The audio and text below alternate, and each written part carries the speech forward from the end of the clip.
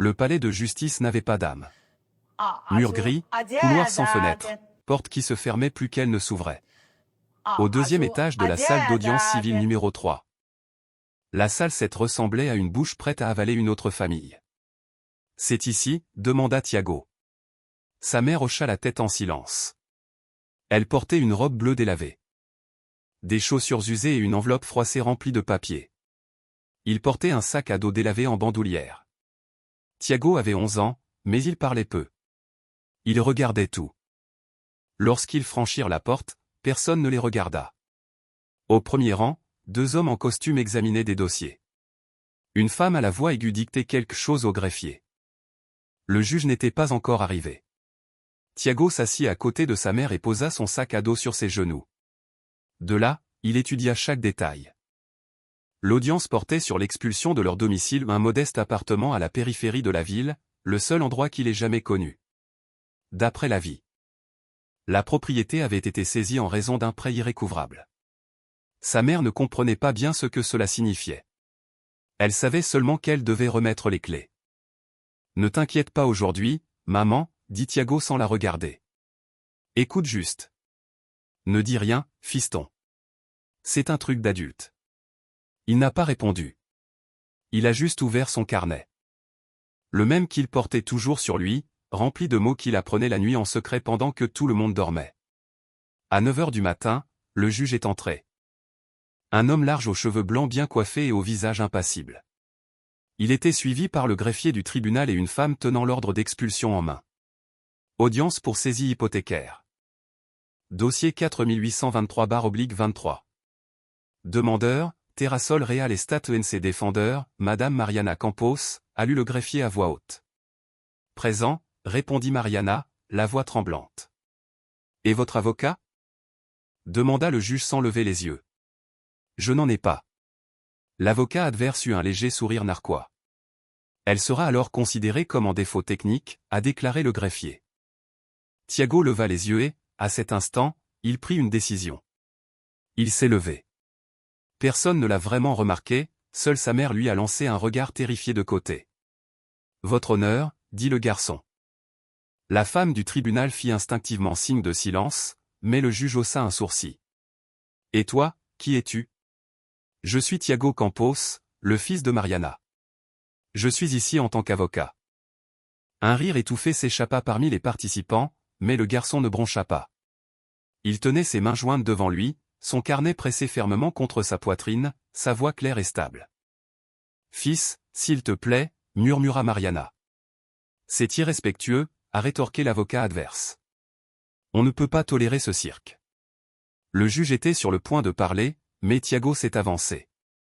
Votre honneur, conformément à l'article 3 du Code civil, toute personne a le droit d'être entendue en justice, même sans représentation officielle, notamment s'il s'agit de sa résidence principale. L'article 706 garantit la protection contre les expulsions illégales, notamment lorsque des mineurs sont concernés. Le silence s'abattit sur la pièce. Le juge a baissé ses lunettes. D'où as-tu eu ça? D'après les livres que j'ai lus après le départ de mon père, répondit Thiago. Il n'est jamais revenu, mais les livres, oui. Le juge prit une grande inspiration. Regarda Mariana, puis l'avocat.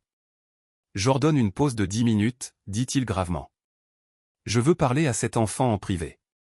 Dans le cabinet du juge, l'atmosphère a changé. Thiago était assis seul. Il ne tremblait pas. Il ne pleurait pas. Il attendait simplement. Savez-vous ce que vous faites? A demandé le juge. Je sais que ma mère n'a rien signé devant notaire. Et que le prêt qu'elle a contracté date de 2020, après avoir perdu son emploi. Mais cette dette a été vendue 2 fois. Et la dernière entreprise qu'il a rachetée n'est même pas enregistrée aux États-Unis. Le juge fronça les sourcils. Où as-tu appris ça? J'ai écouté, lui ai pris des notes. Dit Thiago en sortant son carnet de son sac à dos. Tout est là. Le juge l'a feuilleté, des pages remplies de minuscules écritures, de diagrammes, de dates et de noms. C'est sérieux. Perdre sa maison, c'est plus grave, répondit Thiago. Je n'ai que 11 ans, mais je n'ai pas le temps de jouer. Chaque fois que quelqu'un frappe à la porte. Je pense qu'il est venu pour nous mettre dehors. De retour dans la salle d'audience, le juge a demandé un rapport verbal à la société immobilière. L'avocat balbutia, il ne s'attendait pas à cela. Il parvint à peine à expliquer la chaîne du transfert de dette. Au moment où il arrivait à la troisième transaction, le juge l'interrompit. Il n'existe aucune preuve légale de ce transfert. Aucune notification officielle non plus. Le garçon a raison. Mais votre honneur, il s'agit d'une procédure technique. Et lui, c'est un enfant. Vous êtes un professionnel. Et pourtant vous ne pouvez pas prouver l'origine de votre affirmation.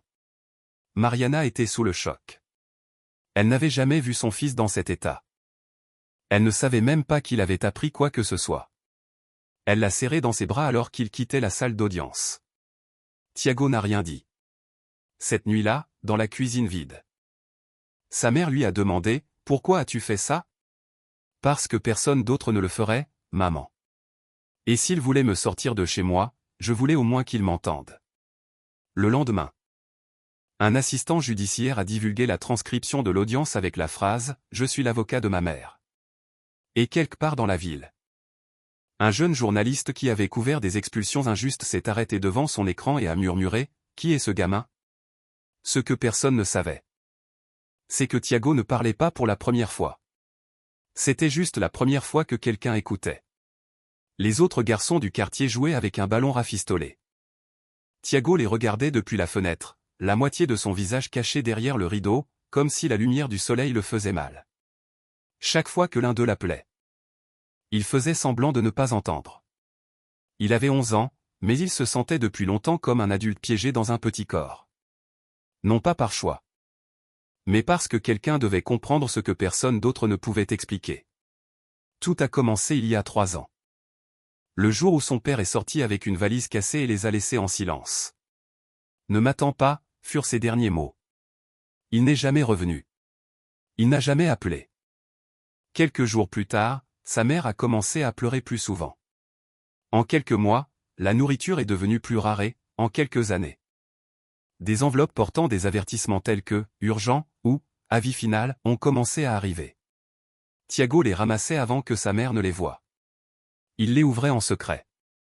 Il les lisait lentement, à l'aide d'un vieux dictionnaire trouvé parmi les affaires de son père. Des mots comme hypothèque, garant, cession de créances commença à envahir son esprit. Il ne les comprenait pas entièrement, mais il les écrivit dans un carnet à couverture bleue qu'il intitula « Ce que je dois savoir avant qu'il ne soit trop tard ». À l'école, il ne parlait pas. Il ne levait la main qu'en cas de nécessité absolue. Il aimait les mathématiques, mais il était devenu obsédé par les mots, ces choses qui, selon son professeur, étaient comme des couteaux. Puissantes, dangereuses si on ne savait pas s'en servir. Thiago n'aimait pas les combats, mais il voulait apprendre à se défendre. Et il s'est rendu compte que les couteaux n'étaient pas dans la rue, mais dans les contrats. Un après-midi, alors que sa mère dormait d'épuisement après 2 journées de ménage, il fouilla le placard. Parmi de vieux papiers, il a trouvé un dossier portant le nom de son père. À l'intérieur, un acte, un contrat de prêt et une brochure intitulée « Des solutions flexibles pour votre avenir financier ». Thiago s'assit sous la table avec une lampe de poche et commença à lire. Cela lui a pris des semaines. À chaque phrase qu'il comprenait, il ressentait un étrange mélange de rage et de clarté. Son père avait utilisé la maison comme garantie. La dette avait ensuite été vendue à d'autres. Thiago avait 9 ans. À partir de ce moment, il a transformé la salle à manger en sa bibliothèque secrète. Il conservait des coupures de journaux, recopiait des phrases de l'actualité, surlignait tout en couleur. Il a posé des questions telles que « Que se passe-t-il si vous vendez une créance sans en informer le débiteur ? Une mère sans avocat a-t-elle encore des droits ? Quelle loi protège un enfant lorsqu'on tente de lui confisquer sa maison ? » C'était sa façon de ne pas abandonner. Alors que d'autres enfants rêvaient de devenir footballeurs ou astronautes. Il rêvait de lire à haute voix devant un juge et de dire « Ce n'est pas juste. Et je peux le prouver. » Un soir, sa mère rentra trempée par la pluie. Ses doigts étaient écorchés à force de frotter le sol. Elle était assise sur la chaise, ses bras pendant mollement à ses côtés. « Ils m'ont dit qu'ils ne renouvelleraient plus mon contrat. » dit-elle d'une voix creuse. « Ils disent que mon poste va être externalisé, mais je ne comprends même pas ce que cela signifie. » Thiago, qui était dans sa chambre, se leva. marcha vers elle et ouvrit son carnet bleu. Cela signifie qu'il vous remplace par quelqu'un de moins cher. Sans le dire à voix haute, cela signifie que vous êtes renvoyé. Elle le regarda. Et à ce moment-là, elle ne savait pas si elle devait se sentir encore plus brisée par la nouvelle. Ou par la prise de conscience que son fils comprenait des choses qu'elle n'avait jamais apprises. Peu de temps après. La lettre du tribunal est arrivée. Une enveloppe blanche avec une date d'audience imprimée dessus. Elle a pensé à demander de l'aide, mais elle ne connaissait aucun avocat. Et elle ne voulait pas entraîner Thiago là-dedans. Ce n'est pas pour toi, chérie. C'est un truc d'adulte, dit-elle. Il hocha simplement la tête. Et quand il est allé se coucher, il a attendu qu'elle éteigne la lumière. Puis il sortit son carnet et commença à préparer quelque chose qu'il n'osait pas encore nommer. Une défense. La veille de l'audience. Thiago n'a pas dormi. Il a lu le code civil à partir d'un PDF qu'il a trouvé dans une bibliothèque numérique. Il a noté des articles, recherché des décisions similaires et rédigé son premier plan. La banque n'a pas notifié le transfert de dette. Le défaut n'a jamais été formellement communiqué. La maison est leur seule résidence. Un mineur est impliqué. Il n'y a pas de représentation légale. En bas, il a écrit une phrase en majuscule. Il n'est pas illégal d'être pauvre, mais il est injuste de perdre sa maison simplement parce qu'on l'est. Quand le soleil s'est levé, Thiago a mis une chemise blanche. Le seul décent qu'il avait. Il a mis son sac à dos et a marché aux côtés de sa mère vers le palais de justice. Elle n'en avait aucune idée. Mais Thiago avait déjà pris sa décision. S'il n'y avait pas d'avocat, alors il serait l'avocat. Même si personne ne le croyait, même s'il se moquait de lui. Même s'il le faisait taire. Parce que s'ils allaient tout perdre, au moins il voulait dire les choses que les autres n'osaient penser. Sur le papier. Ce n'était qu'une vieille maison. Une propriété de 85 mètres carrés avec des coins humides, une toiture en tuiles fissurées et une cour de terre durcie. Mais pour Thiago, c'était une ligne de défense. Un bouclier. Un héritage. La maison dans laquelle il vivait n'avait pas que des murs. Il contenait des souvenirs. Il a été construit par le grand-père de Thiago de ses propres mains. Un immigrant sans instruction que y a passé des décennies à ramasser des briques cassées lors de démolitions. Les transporter dans une brouette depuis les zones de construction jusqu'à ce terrain en périphérie. Ce qui était maintenant elle. La chambre de Thiago était autrefois une cuisine de ferme. Ce qui est maintenant le salon était autrefois un hangar. Pour la banque, c'était un actif hypothécable. Pour la famille, c'était tout ce qui leur restait. Et c'est exactement ce que la banque a découvert. Tout a commencé lorsque le père de Thiago, Ivan, a signé un prêt personnel en utilisant la maison comme garantie. Mais le prêt n'était pas destiné à la famille. C'était pour un investissement raté. Une entreprise de panneaux solaires qui n'a jamais d'EC. Olé. Ivan avait été séduit par un soi-disant partenaire commercial ayant des connexions politiques. Quelqu'un qui a promis de multiplier son argent par 10 s'il achetait avant une certaine date limite. Voilà l'avenir. Lucia. On sort de ce trou, dit-il avec enthousiasme. Lucia, la mère de Thiago, n'était pas convaincue. Mais quand elle a essayé de s'opposer, il était déjà trop tard. Ivan avait signé.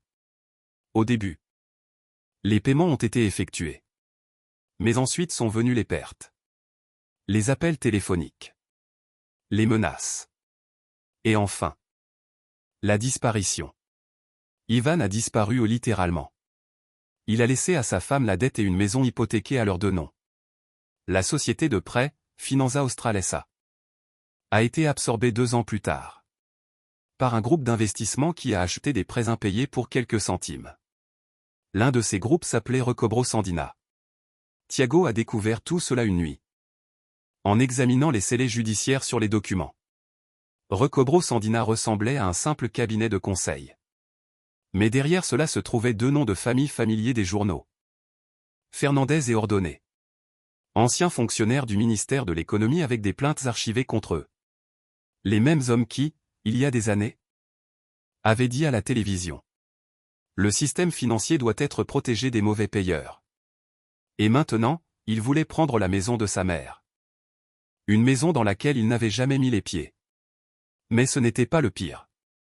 Ce qui a vraiment mis Thiago en colère, c'est de découvrir que leur terrain, celui sur lequel leur maison était assise, apparut dans une demande de rezonage déposée par une société immobilière. Il y avait des plans projetés. Une tour de 5 étages. GES. Un nom fantaisiste en lettres dorées, Alto del Pardo. Et la date sur le document était antérieure à l'avis d'expulsion. Ils ne veulent pas qu'on parte à cause de la dette? Murmura Thiago dans son carnet bleu. Ils veulent nous faire partir parce qu'ils ont besoin de la terre. Il l'a confirmé lorsqu'il a trouvé une note dans le registre foncier. En cours d'examen pour un futur achat. Client intéressé H. Del Allo. Ce nom, il l'avait vu sur les enveloppes du tribunal. C'était l'avocat du plaignant. Mais sur sa carte de visite, il était également répertorié comme partenaire externe d'un promoteur immobilier. Tout était lié. Thiago est descendu à la cuisine. Des papiers en main. Sa mère était assise là avec une tasse de maté froid en silence. Tu savais qu'il voulait construire une tour sur notre maison, demanda-t-il sans détour. Lucia le regarda. Qu'est-ce que tu dis? Ce que j'ai lu. Il ne s'agit pas seulement de la dette. Que quelqu'un est pressé de nous prendre ça parce que ça vaut plus que ce qu'ils disent. Elle baissa les yeux. Ton père a signé ça. Thiago. Nous ne pouvons rien faire. Je n'ai pas d'avocat. Je n'ai aucun moyen de lutter contre ça. Je le fais, dit-il en claquant son carnet bleu sur la table. J'ai tout écrit. Les dates, les noms. Les contradictions, les articles. Tu n'es qu'un enfant. Et tu es ma mère. Et si personne d'autre ne va te défendre, alors je le ferai. Lucia a pleuré en silence cette nuit-là. Mais pas à cause de la dette ou de la maison. Elle a pleuré parce que pour la première fois, elle a vu son fils de 11 ans devenir l'adulte qu'elle essayait d'être chaque jour. Cette même semaine, Thiago est retourné au palais de justice. Sans rendez-vous. Pas de tuteur légal. Juste son dossier.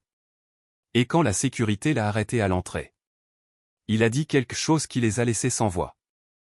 Je veux soumettre des preuves qui prouvent qu'ils essaient de mettre ma mère dehors à cause d'une fausse dette pour vendre notre terrain à un promoteur. Et si vous ne m'écoutez pas, j'irai voir la presse. Silence. Le garde ne savait pas quoi faire. Il l'a laissé passer. Un greffier du tribunal a accepté les documents avec dédain. Mais lorsqu'il a lu les noms et a remarqué que l'un d'eux était un avocat avait de possibles conflits d'intérêts, il a décidé de faire remonter le rapport. Thiago est rentré chez lui sans dire un mot. Mais dans son carnet, il a écrit. Ils ne pourront plus dire qu'ils ne savaient pas. C'était sa victoire du jour. Ce qu'ils ne savaient pas encore. Était-ce un jeune journaliste qui avait reçu une fuite anonyme du palais de justice? J'étais sur le point de publier l'histoire entière. L'histoire n'a pas commencé à la télévision. Ce n'était pas tendance sur les réseaux sociaux. L'histoire de Thiago se répand comme le font les vrais secrets. Mot par mot. Bloc par bloc. À travers les murs fissurés et les marchés de rue. Là où les gens en savent plus sur la justice que n'importe quel ministère n'en saura jamais. Avez-vous entendu parler du gamin du procès? Quel enfant? Celui qui a dit qu'il était l'avocat de sa mère. Gracila, la femme au stand d'empanada, l'a dit à voix haute à l'arrêt de bus. Roré, le mécanicien, l'a répété cet après-midi en changeant les pneus. Et Elena, l'institutrice à la retraite, en a parlé à son petit-fils, journaliste. Ils disent qu'un garçon de 11 ans s'est opposé à un juge pour sa mère. Ils disent qu'il a même cité des lois de mémoire. Découvrez si c'est vrai. Son petit-fils, Thomas Elisald, n'avait pas écrit sur la justice sociale depuis des mois. Son éditeur l'a maintenu attaché à des histoires ennuyeuses. Mais quelque chose dans ce message a remué son sang. Un enfant qui se représente lui-même devant le tribunal. Tu te fais avoir par une autre blague virale? C'est moquer son collègue. Non, celui-ci est différent. Il n'y a pas de photo. Pas de vidéo. Ils ne veulent pas que cela soit connu pour l'instant. Et c'est ce qui le rend réel. Thomas a commencé à creuser. Il a accédé au dossier 4823/23 par l'intermédiaire d'une source interne au tribunal. Ce n'était pas illégal. L'affaire n'était pas scellée. Mais personne ne s'attendait à ce que quelqu'un s'en soucie. Dans les archives, il a trouvé une soumission manuscrite signée par Thiago Campos. Et une citation directe. Article 706. Protection de la résidence unique contre l'exécution forcée lorsque des mineurs sont impliqués. Et s'ils ne l'appliquent pas? Ce n'est pas de la justice. C'est une expulsion déguisée en loi. Thomas A.P. osait le papier sur son bureau. Et murmura les mots à haute voix. Elle savait qu'il y avait une histoire, mais plus que cela, elle savait qu'elle devait la protéger. Pendant ce temps, dans le quartier, la nouvelle s'était déjà répandue.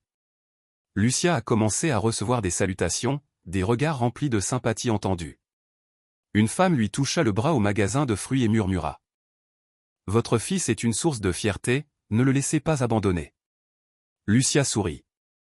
Elle ne comprenait pas comment l'histoire avait fuité, et cela l'effrayait. Cette nuit-là, Thiago a demandé. « As-tu parlé à quelqu'un ?»« Non, vraiment, j'ai seulement parlé au tribunal, maman, après ça je n'ai plus rien dit. » Mais on dirait que quelqu'un a entendu. La réaction la plus inattendue est venue du dernier endroit qu'elle aurait imaginé, le palais de justice lui-même. Une jeune employée administrative, Paula, fut la première à remarquer quelque chose d'étrange. Elle remplissait des documents lorsqu'elle a vu un tampon sans signature. Une autorisation d'expulsion accélérée signée par un juge suppléant en l'absence du juge habituel.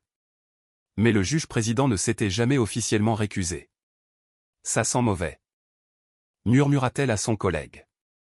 Tais-toi, on ne touche pas à ces choses-là. Mais Paula n'est pas restée silencieuse. Elle a fait une copie du document et a écrit un nom. Thiago Campos. Elle a décidé qu'elle devait suivre l'affaire. Au même moment, le véritable choc est survenu lorsque Thomas Elizalde a publié une chronique anonyme sur un petit portail d'information secondaire. Titre. Un enfant de 11 ans a cité le code civil au milieu d'un procès. Nous écoutons. Dans une salle grise du tribunal civil numéro 3, un enfant a élevé la voix. Il n'a pas pleuré, n'a pas crié. Il a simplement cité la loi. Il a dit que sa mère n'avait pas d'avocat et qu'à 11 ans, il serait son avocat. Il ne demandait pas de pitié, il demandait justice. Nous l'ignorons parce qu'il ne porte pas de cravate, parce qu'il n'a pas de bureau, mais il a autre chose, la mémoire et le courage. Il n'y avait pas de nom, pas de photo, pas de lieu exact. Et pourtant l'histoire a été partagée des milliers de fois sur les réseaux sociaux. Les commentaires allaient de l'incrédulité à l'admiration. Cela devrait faire la une des journaux. Et si c'est vrai, nous devons savoir qui est ce garçon. Cet après-midi-là, Lucia a trouvé une lettre collée sur sa porte d'entrée. Pas d'expéditeur, pas de signature, seulement un avertissement. Retirez-vous de l'essai ou vous perdrez plus que votre maison. Elle est entrée en tremblant. Thiago l'a vue depuis la cuisine. Ce qui s'est passé? Lucia lui a remis la lettre. Il l'a lue en silence. Qui l'a laissée? Je ne sais pas. Alors ils ont peur. Thiago. C'est dangereux. Pas plus dangereux que de rester silencieux.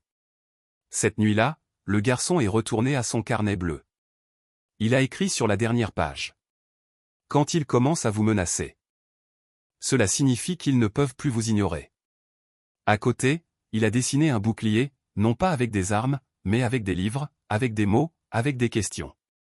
Car à partir de ce jour, il n'était plus seulement un fils, ou seulement un enfant défendant sa maison.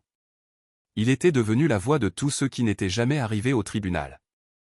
Parce que personne ne les laissait jamais parler. Et l'histoire ne faisait que commencer. Personne ne sait vraiment quand la résistance commence. Il n'y a pas de date précise, pas de cloche qui sonne. Juste un moment, un instant invisible où une personne cesse d'obéir à ce qui lui cause de la douleur. Pour Thiago, ce moment est arrivé le jour où il a vu sa mère signer quelque chose qu'elle ne comprenait pas. C'était un après-midi gris. Il avait 8 ans. Lucia était rentrée tôt du travail. À la table était assis un homme en costume bon marché, avec un épais dossier. Signé simplement ici, dit l'homme. Il s'agit simplement d'un refinancement. La dette ne sera pas annulée. Mais cela vous donnera plus de temps. Lucia hésitait. Je ne comprends pas tout à fait. C'est pour votre bien. Si vous ne signez pas, la maison sera saisie arrêtée. Thiago. Écoutant depuis le couloir, regardait sa mère, fatiguée et confuse, prendre le stylo et signer. L'homme est parti, et avec lui, quelque chose s'est brisé. Tu savais ce que c'était, maman? Demanda Thiago ce soir-là. Non, mais si je n'avais pas signé, on aurait tout perdu. Ce jour-là, Thiago ouvrit son cahier d'écolier à couverture rigide bleu foncé et écrivit sur la première page. La défense commence. C'était une phrase qu'il avait lue dans un livre sur les batailles anciennes que son professeur lui avait prêté. À partir de ce moment-là, chaque fois que quelque chose n'allait pas, un papier étrange, un commentaire suspect, une visite rapide d'un homme en costume, il ouvrait le carnet et prenait des notes. Il utilisait des stylos de couleur, bleu pour les faits, rouge pour les soupçons, vert pour les lois qu'il copiait sur Internet, noir pour les questions sans réponse. Au fil des mois, le carnet s'est rempli de secrets. Livre bleu, fragment du carnet bleu de Thiago. La signature de maman sans notaire. Date, 12 novembre 2020. Question, est-ce valable? L'homme qui est venu s'appelait Eldel Alamo, son nom apparaissait à nouveau dans la lettre de la banque. Pourquoi est-ce toujours le même homme? Code civil AR 1197. Le contrat lit non seulement ce qui est écrit, mais ce qui est une conséquence de la bonne foi. Où est la bonne foi? Ils ont dit que le procès portait sur la dette. Mais nous n'avons jamais vu l'entreprise. Comment peuvent-ils nous poursuivre en justice s'ils ne nous ont jamais rencontrés? Maman dit qu'elle ne veut pas parler parce qu'elle ne comprend pas. Je dois comprendre pour elle. Il ne le savait pas encore, mais ce carnet était déjà en train de devenir une archive médico-légale. Écrite de l'écriture serrée d'un enfant, griffonné à la table de la cuisine pendant que sa mère dormait la tête baissée. Une nuit. Il a trouvé un vieux magazine avec un article sur les hypothèques transférées entre sociétés de recouvrement de créances. Le journaliste a expliqué comment les banques ont vendu des dettes à des fonds vautours qui les ont achetées pour quelques centimes, puis ont intenté des poursuites pour saisir les maisons. Thiago a soigneusement découpé l'article et l'a collé dans son cahier. Ci-dessous, il écrit. Ils ne veulent pas récupérer d'argent. Ils veulent ce qui vaut plus que la dette. Le carnet a commencé à gonfler. Il a ajouté des pages, des pochettes, des enveloppes remplies de coupures et de photocopies. C'était son arsenal silencieux. Chaque information qu'il recueillait avait un seul objectif. Protéger sa mère de ce qu'elle ne pouvait pas voir venir. Mais il y avait aussi un autre motif, plus profond, qu'il n'a pas exprimé à voix haute. Si un jour quelqu'un nous demande comment tout cela est arrivé, je lui montrerai ce carnet. Ce jour est arrivé plus tôt que prévu. Après sa déclaration au tribunal, Thiago a été à nouveau convoqué. Le juge a voulu revoir les informations qu'il avait mentionnées. « Et comment le saviez-vous » demanda le juge d'un ton sérieux. « Parce que je l'ai écrit. » Répondit Thiago en posant le carnet sur le bureau. Tout cela s'est produit. Le juge l'a ouvert. Il s'attendait à des dessins, des mots épars. Mais ce qu'il a trouvé était autre chose. Documentation datée, chronologie des événements, références juridiques, nom, numéro de folio, incohérence. C'était un rapport sans fondement juridique. Mais il contenait plus de vérité que de nombreux dossiers officiels. Le juge ne l'a pas dit, mais quelque chose dans ses yeux a changé. Quelques jours plus tard, le journaliste Thomas Elizalde, après avoir obtenu une copie numérique du carnet, a appelé son rédacteur en chef. C'est de l'or pur. Ce n'est pas seulement l'histoire d'un enfant qui témoigne devant un tribunal. C'est un dossier construit avec méthode, avec le temps et la vérité. Et que veux-tu faire? Je veux que quelqu'un apprécie ce qu'il a écrit. Car si un enfant de 11 ans a compris comment on l'a arnaqué, aucun adulte n'a d'excuse pour ne pas le voir. Dans une autre partie de la ville, Paula, la greffière du palais de justice, a rouvert le dossier de l'affaire. Il y avait une demande de vérification de documents jointe, et en dessous, une note remarquable. À la demande du tribunal. Inclure le carnet de notes de l'enfant comme preuve documentaire contextuelle. Paula sourit. Le carnet bleu était entré dans la valise. Cette nuit-là, à la maison, Thiago a écrit à nouveau. Cette fois-ci sur la toute dernière page blanche. Je n'écris plus seulement pour moi. J'écris désormais pour que les autres comprennent. Si un jour quelqu'un perd sa maison, Il n'aura pas à tout recommencer à zéro. Et ce carnet, né de la peur, a commencé à se transformer en arme, non pas pour attaquer, mais pour révéler. Car lorsque quelqu'un expose les preuves, le silence ne protège plus l'agresseur, il le dénonce. Il ne recherchait ni la gloire ni les applaudissements. Il s'appelait Julian Ferreira et il était de ces avocats qui avaient déjà tout vu. Pendant 30 ans, il a travaillé dans les tribunaux civils, traitant des affaires d'héritage, de divorce et de dettes écrasantes. Mais lorsqu'il a pris sa retraite, il a fait le vœu de ne plus jamais remettre les pieds dans une salle d'audience, jusqu'à ce qu'il lise cette chronique sur un portail d'information secondaire. Une histoire sans nom, sans photo. Juste une seule phrase qu'il a brisée de l'intérieur. Un garçon de 11 ans a cité le code civil lors d'un procès. Il n'a pas demandé pitié, il a demandé justice. Au début, Julian n'a pas tout compris. Mais quelque chose brûlait en lui. Il ouvrit son ancien dossier, un rituel qu'il conservait encore, et chercha un vieux dossier. Un dossier qu'il avait tenté de retrouver 8 ans plus tôt. Lorsqu'une famille avait été dépossédée de son logement par un groupe financier qui opérait sans laisser de traces. Nom du plaignant, Recobro Sandina. Sa plainte avait été classée sans explication et on l'avait poussé à s'en aller. Il ferma les yeux et murmura, « Cette fois, je ne me tairai pas. » Il a commencé par le tribunal. Il avait des contacts. Il a demandé à consulter le dossier du garçon, et lorsqu'il a vu les documents, il s'est figé. « C'est réel », a-t-il déclaré. Il demanda les documents joints et reçut une copie numérisée du carnet bleu. Il passa 3 heures à le lire, page par page. Lorsqu'il eut terminé, il murmura, « Ce garçon n'est pas qu'un enfant. C'est une alarme, un cri d'alarme que le système refuse d'entendre. » Le lendemain, Julian est retourné au tribunal et a demandé à parler au juge qui présidait l'audience. Sa demande a été refusée. Mais Paula, une jeune employée qui soupçonnait déjà des irrégularités, le reconnut en passant. « Êtes-vous le docteur Ferreira ? » ?»« Oui. J'ai lu votre rapport de 2015 sur la fraude hypothécaire. »« Et toi, qu'en penses-tu ? Que tu as été le premier à le révéler, et maintenant tu es de retour. » Ils ont discuté dans un café voisin. Elle lui a parlé de la signature falsifiée du juge suppléant, de la pression interne et de la peur croissante parmi le personnel du tribunal. « Cette affaire ne se résume pas à une simple expulsion. » a déclaré Paula. « C'est une fissure dans le mur. Et elle s'ouvre, grâce à un enfant avec un sac à dos. » Cette même nuit, Julian chercha l'adresse de Thiago. Il ne portait ni costume ni serviette.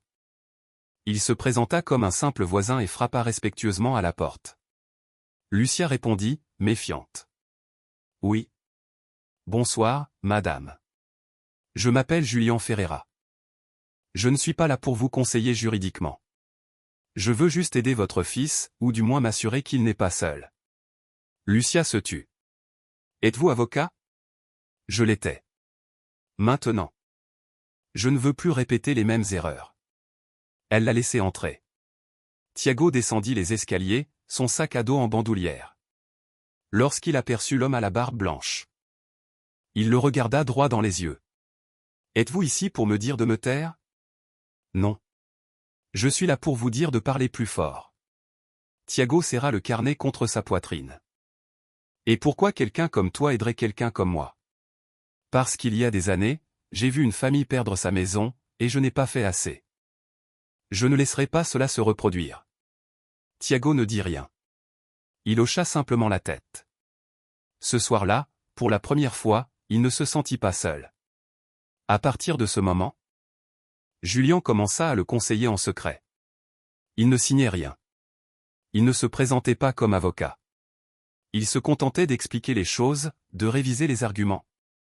De lui prêter des livres de droit, de lui indiquer les articles à citer et ceux à éviter. Il lui a également appris quelque chose de crucial, la vérité ne suffit pas si on ne sait pas la montrer. Et toi, Thiago, tu as la vérité. Maintenant, il te faut le poids de la forme. Pendant ce temps, l'histoire se répandait rapidement sur les réseaux sociaux. Le journaliste Thomas Elizalde a réussi à publier une interview anonyme, citant des passages du carnet et recueillant des témoignages indirects. Les commentaires ont fusé. Ce gamin est plus courageux que la plupart des adultes. Où sont les juges honnêtes ? Je veux le soutenir légalement. Où dois-je signer ? Un mouvement populaire a commencé. Dies Thiago Essaos. Mais entre-temps, Recobro Sandina a également découvert la vérité. Dans leur bureau, le responsable des risques juridiques a décroché le téléphone. Pourquoi cette affaire n'est-elle pas close? Parce que le garçon a présenté une défense qui a stoppé le processus.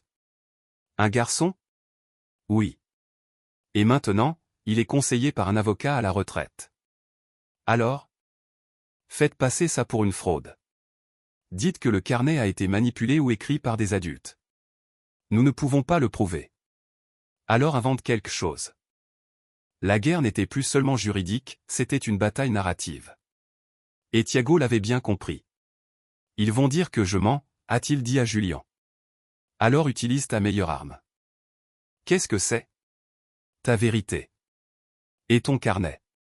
Ce soir-là, Thiago ajouta une nouvelle page. Il colla une photocopie de l'article où il était mentionné, et en dessous, il écrivit. Maintenant.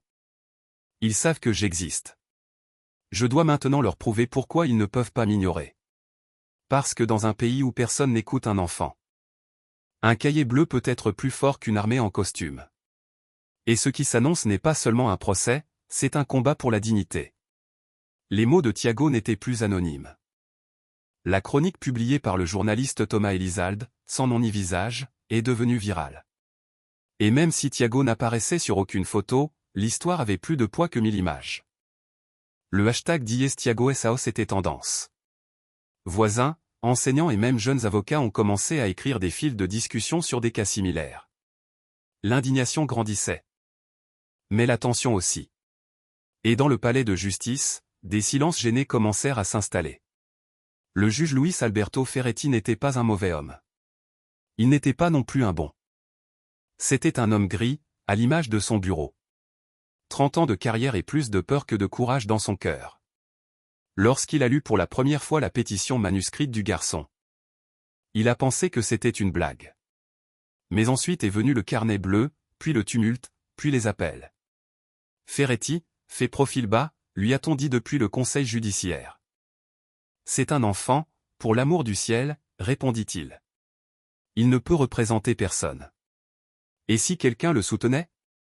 Un avocat à la retraite, par exemple? Alors? Que veux-tu que je fasse? Laissez tomber. Clôturez-le administrativement. Mais Ferretti hésitait. Il a lu le dossier encore et encore. Article 706. Intérêt supérieur de l'enfant. Une résidence principale ne peut être saisie sans avoir épuisé toutes les autres options. Signature suspecte sur la cession de créances. La date précède l'avis officiel. Quelque chose n'allait pas. Des dates qui se chevauchent.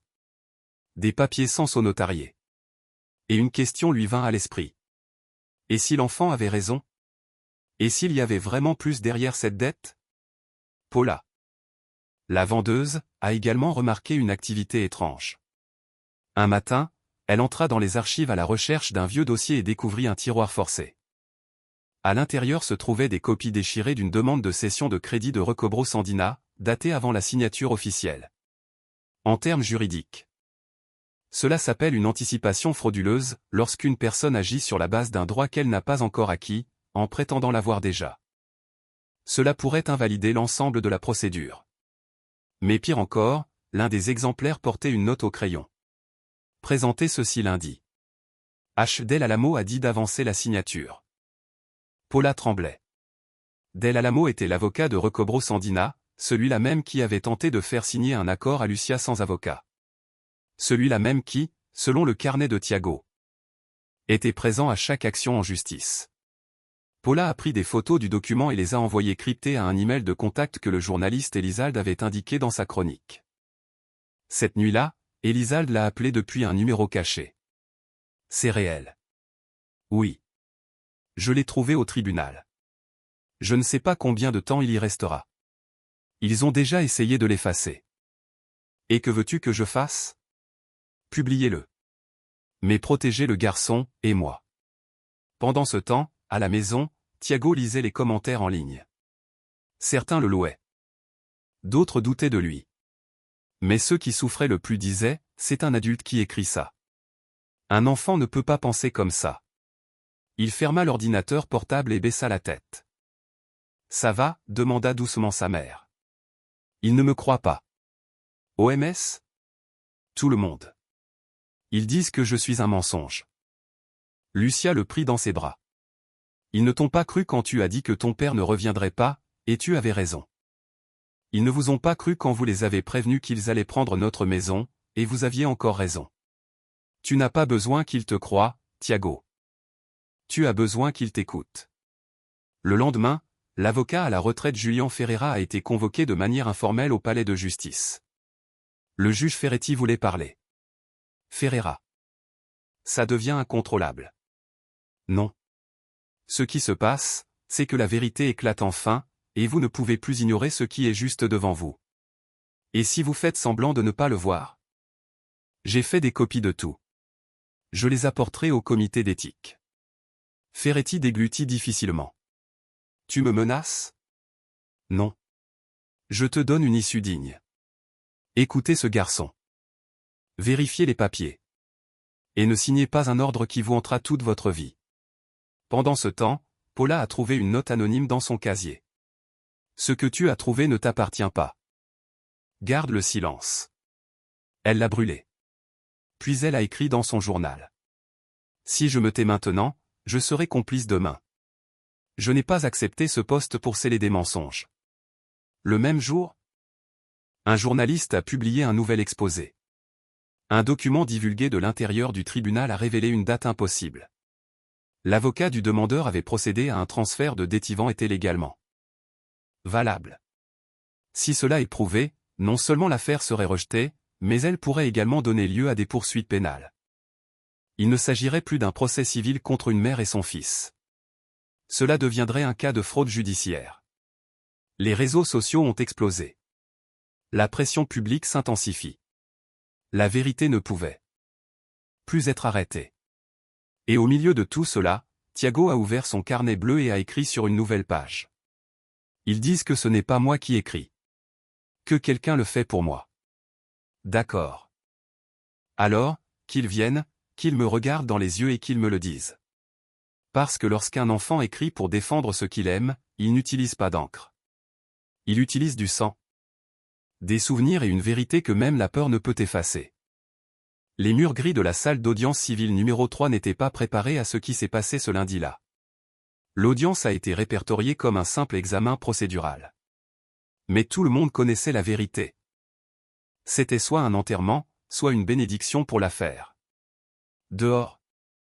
Les voisins se sont rassemblés sur les marches du palais de justice avec des pancartes en carton et des slogans faits à la main. La justice n'est pas réservée aux riches. La maison de Thiago appartient à sa mère. #justice pas expulsion. De l'autre côté de la place, 3 équipes de télévision. 2 stations de radio locales et un journaliste numérique attendaient, tendus. Thiago est arrivé tranquillement, son sac à dos en bandoulière. À l'intérieur se trouvait son carnet bleu. Une poignée de documents et une lettre manuscrite. Sa mère marchait à côté de lui, silencieuse. Quelques pas derrière. Julian Ferreira suivait à un rythme lent et régulier. Il n'avait aucune autorité légale dans cette affaire, mais il avait quelque chose d'encore plus puissant, la présence. À l'intérieur. Le juge Ferretti lisait nerveusement la liste de présence. Del Alamo était absent. Mais il y avait un nouveau nom, souligné en rouge, Dr. Esteban Nunes Caballero. Ferretti fronça les sourcils. Qui a autorisé cela? Un employé a répondu. Recobro Sandina a fait appel à un avocat externe. Nunes Caballero est avocat pénaliste et associé en droit des affaires. Et il est venu préparer. L'homme est arrivé à l'heure. Vêtu d'un costume impeccable. Sa montre-bracelet brillait encore plus que ses chaussures. Sa mallette ne contenait pas de documents, mais des stratégies. Il s'est assis sans saluer personne. Commençons, dit-il sèchement. L'audience n'était pas publique, mais à part le personnel du tribunal. Il y avait une chaise vide dans la salle. Est-ce que c'est la place de l'avocat? Demanda Nunes. Ferretti hésitait. L'enfant a demandé à parler. Un mineur veut représenter un adulte devant un tribunal civil? C'est scandaleux. Il est manipulé. Je demande son rejet immédiat. Thiago s'est levé sans être appelé. Votre honneur, puis-je parler? Ferretti hésitait. Vous êtes hors protocole. Je demande alors à être admis en vertu de l'article 12 de la Convention relative aux droits de l'enfant. Le silence était brutal. Nunez sourit. Bien. Répétez. Thiago a ouvert son carnet. Je ne l'ai pas mémorisé. Je l'ai écrit, parce que je l'ai vécu. Ferretti regarda le commis, qui hocha la tête. Intervention de 5 minutes autorisée au témoignage personnel uniquement. Thiago est monté sur la plateforme. Il ne s'est pas assis. Il se tenait droit. Les regardait tous dans les yeux et parlait d'une voix ferme et claire. Ma mère a signé un papier sans savoir ce que cela signifiait. Ensuite, ils ont menacé de la ramener chez elle. Personne n'est venu pour s'expliquer. Seuls les avocats sont venus. Puis les notifications. Il a ouvert son carnet. J'ai tout noté. Date, appel. Documents non signés, échéance qui se chevauche. Et j'ai trouvé le nom d'une personne qui a déposé des documents avant d'en avoir le droit légal. Il s'est tourné vers Nunez. Comment ça s'appelle, docteur? Nunez haussa un sourcil. Un abus de procédure, si c'était vrai. Mais vous êtes un enfant, pas un expert juridique. Thiago sourit. Alors vérifiez mes preuves et montrez-moi où j'ai menti. Julian Ferreira se tenait debout. Je demande, en tant que citoyen et juriste à la retraite, que cette preuve soit admise comme annexe contextuelle. La loi n'exige pas que la vérité vienne d'une personne diplômée. Mais seulement quelle est être la vérité. Le juge a demandé une suspension d'audience. Le personnel est sorti. Ferretti est resté seul dans sa chambre. Il a examiné les documents. Puis, aux documents falsifiés. Paula lui avait secrètement donné. Et enfin, à la lettre que Thiago avait laissée sur son bureau. Si vous signez quelque chose qui me prive de ma maison sans lire ceci, vous n'êtes pas un juge. Vous êtes un bourreau. Ferretti ferma les yeux. Pour la première fois depuis des années, ses mains tremblaient. Dans la salle d'audience. Nunez s'est penché vers Thiago. Tu ne vas pas gagner. Je ne suis pas venu pour gagner. Je suis venu pour ne pas perdre ce qui est déjà à moi. Les juges n'écoutent pas les enfants. Jusqu'à ce qu'ils n'aient plus le choix. Dans le couloir, Paula regardait de loin. Elle savait qu'il ne s'agissait pas seulement d'une maison, mais d'établir un précédent. Si le témoignage de cet enfant était accepté, cela pourrait ouvrir la porte à des milliers d'autres. L'audience s'est terminée sans décision. Mais un greffier du tribunal a divulgué une seule phrase à la presse. Le juge envisagera d'admettre le témoignage de l'enfant en raison d'éventuelles irrégularités dans le processus d'exécution. Les réseaux sociaux ont encore explosé. Le lendemain, les gros titres ont fait rage. Un garçon avec un cahier bleu démonte la défense juridique d'une multinationale. Et dans le quartier, on ne l'appelait plus le gamin du procès. Maintenant, il n'était plus que Thiago, un nom. Une voix, une défense. Parce que parfois, quand la loi s'endort, un enfant doit crier pour la réveiller. Le changement arrive tranquillement. Parfois, il suffit d'une phrase. Le juge envisagera d'admettre le témoignage de l'enfant. Cette phrase, divulguée par un membre anonyme du personnel, a déclenché une alarme dans les bureaux d'Andina Collection. Pas une sirène. Un appel codé. Un email portant la mention « Il est temps ». Ce même lundi, Paula a reçu un avis officiel du tribunal. Présence requise pour l'entretien d'évaluation interne des fonctions. Aucune signature. Pas de date. Juste un endroit. Bureau 12, sous-sol B. 8 heures. Elle est partie. Un homme attendait. Pas de badge. Aucun nom sur la porte. Vous avez accédé à des documents hors protocole. J'ai examiné les dossiers attribués et j'en ai trouvé un qui ne correspondait pas. Et l'as-tu donné à quelqu'un en dehors du tribunal? Non. Silence. Alors pourquoi la presse en a-t-elle des copies? Paula a avalé. Je ne sais pas. Votre carrière dépend de ce que vous dites maintenant. Paula leva la tête. Et le vôtre dépend de qui vous gardez le silence. Il n'a pas bougé. Ne sois pas un martyr. Ce n'est qu'une maison. Oui. Une maison pour beaucoup.